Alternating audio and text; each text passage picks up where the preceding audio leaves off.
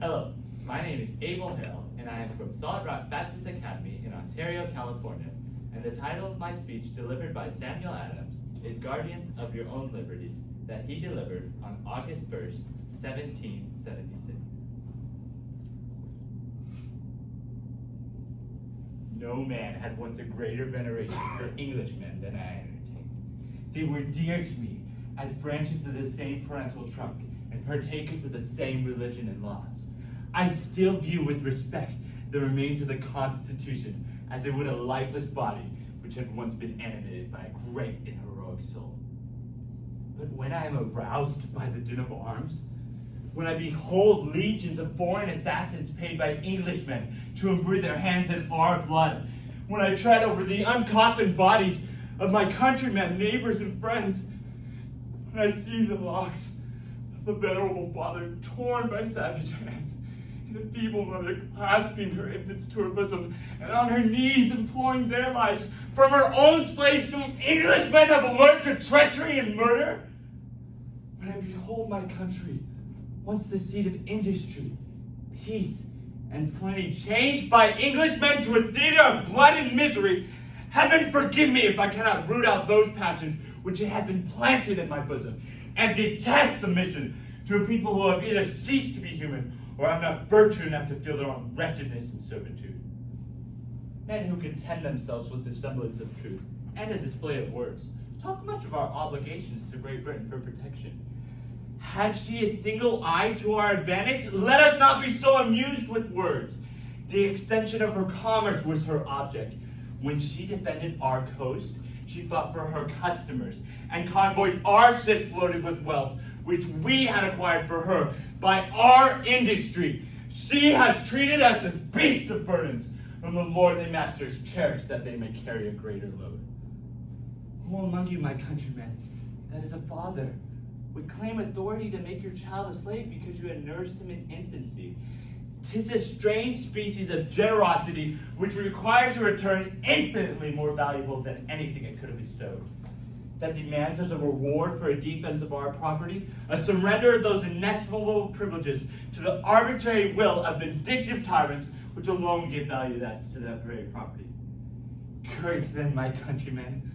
Our contest is not only whether we ourselves shall be free, but whether there shall be left to mankind an asylum on earth for civil and religious liberties. Dismissing therefore the justice of our cause as incontestable, the only question is, what is best for us to pursue in our present circumstances? We are now on this continent, to the astonishment of the world, 3 millions of souls united in one cause.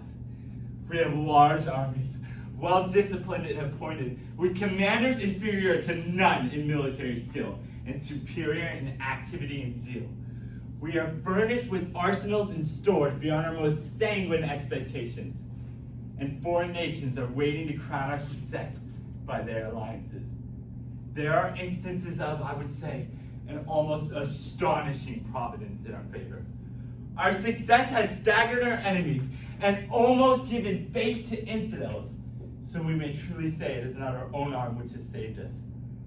The hand of heaven appears to have led us on to be, perhaps, humble instruments and means in the great providential dispensation which is completing. We have fled from the political Sodom. Let us not look back, lest we perish and become a monument of infamy and derision to the world.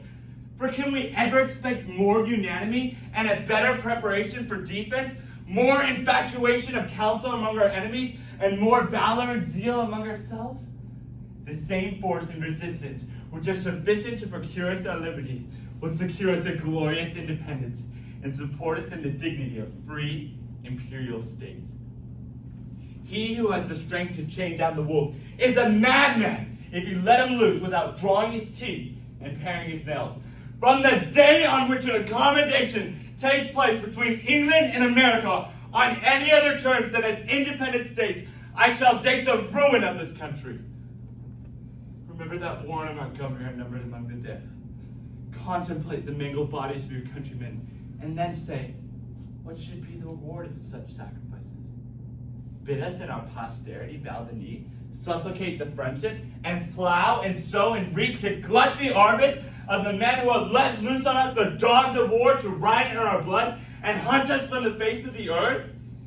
If you love wealth better than liberty, the tranquility of servitude than the animating contest of freedom, go from us in peace. We ask not your counsel or arms. Crouch down and lick the hands which feed you.